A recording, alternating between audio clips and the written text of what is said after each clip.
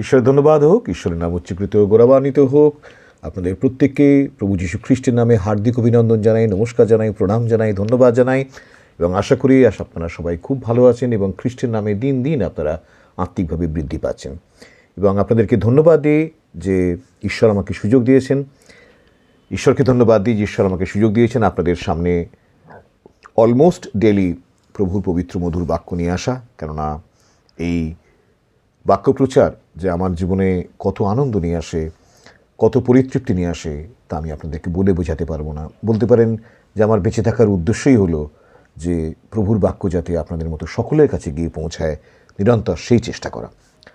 আজকে আমরা দেখব যে বাইবেলে একটি ছোট্ট ক্ষুদ্র প্রাণীকে খুব সুন্দর তার বিষয়ে বলা হয়েছে এবং তাকে প্রশংসা করা হয়েছে। এবং সেই ছোট্ট ক্ষুদ্র প্রাণীটিকে না হিতোপদেশের ছয় অধ্যায়, সেখানে আমরা দেখি 6 পদ থেকে সেই প্রাণীটির বিষয়ে বলা আছে। এবং সেই প্রাণীটি হলো পিপিলিকা বা ছোট্ট পিঁপড়ে, যা আমাদের বাড়ির চারপাশে সবসময়তেই আমরা দেখতে পাই। এবং কি বলা আছে না, হে অলস, তুমি পিপিলিকার কাছে যাও, তাহার ক্রিয়া সকল দেখিয়া জ্ঞানবান হও। অর্থাৎ পিপিলিকার যে ক্রিয়া, তার যে পরিশ্রম, তার যে অর্গানাইজেশন, তার যে সুন্দর জীবনযাপন, এই সমস্ত দেখে মানুষকে শিখতে বলা হয়েছে। পিপিলিকাকে দেখে তো মানুষ অবশ্যই শিখবে, কিন্তু আমাদের চারপাশে এমন আরেকটি প্রাণী আছে, অতি ক্ষুদ্র প্রাণী ঈশ্বরের সৃষ্টি, যাকে দেখে আমরা আমাদের বিশ্বাসী ভক্ত জীবনে, ঈশ্বর বিশ্বাসী জীবনে, খ্রিস্ট বিশ্বাসী জীবনে আমরা অনেক কিছু শিখতে পারি।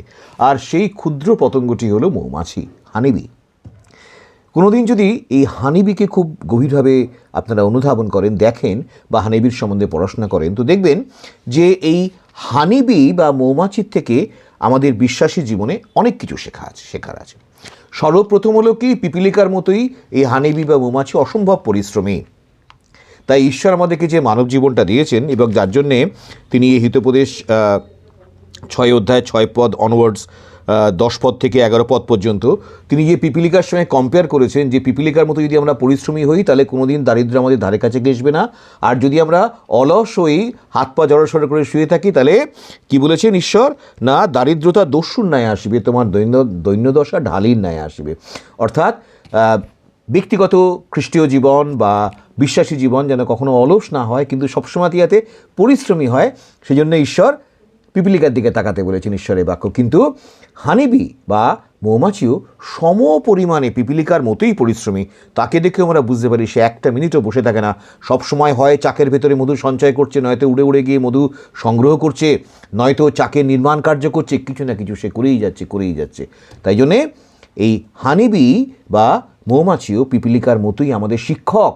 তার ক্রিয়া সকল আমাদেরকে জ্ঞানবান করে, আমাদেরকে পথ দেখে, আমাদের চোখ খুলে দেয়।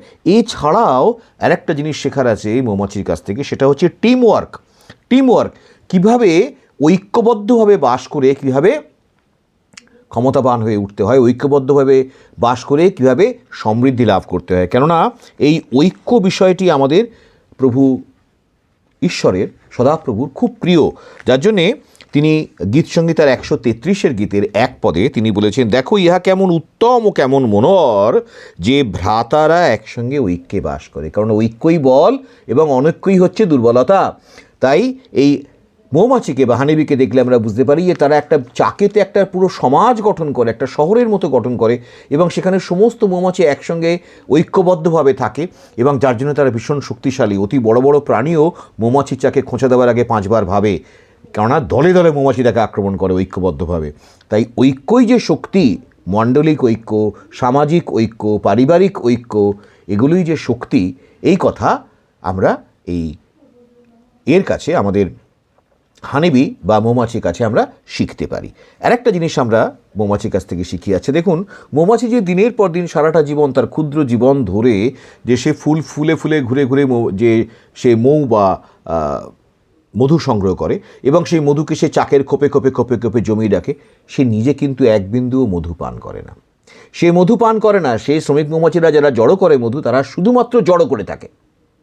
তাহলে আমাদের বিশ্বাসী জীবনে আমরা একটা দিশা দেখতে পাই যে আমাদের বিশ্বাসী জীবনকে শুধুই নিজের কর্মের সমস্ত ফল নিজে উপভোগ করার জন্যে, সেই ফল যে অন্যের জীবনেও কাজে লাগাতে পারেন ঈশ্বর, অন্যকেও সেই ফল দিয়ে পরিতৃপ্ত করতে পারেন, এটা কি আমরা কোনোদিন দেখি না?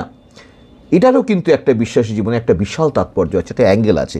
এবং সেই জন্যে আমরা প্রভাবস বা হিতোপদেশের 11 অধ্যায়ের 25 পদ আমরা দেখব, এবং সেখানে প্রভুর বাক্য কী বলেছে 11 অধ্যায় 25 পদে, যে হিতোপদেশ 11:25, দানশীল ব্যক্তি পরিতৃপ্ত হয়, জল সেচনকারী আপনিও জলে সিক্ত হয়। অর্থাৎ যে নিজের পরিশ্রমলব্ধ সঞ্চয় থেকে যে দান করে, অপরের জন্য যে পরিশ্রমলব্ধ সঞ্চয় যে কিছুটা ব্যয় করে দেয়, অনেকটা ব্যয় করে দেয়, সে কী হয়, সে নিজেও পরিতৃপ্ত হয়, তার জীবনে কোথাও একটা পরিতৃপ্তি আসে।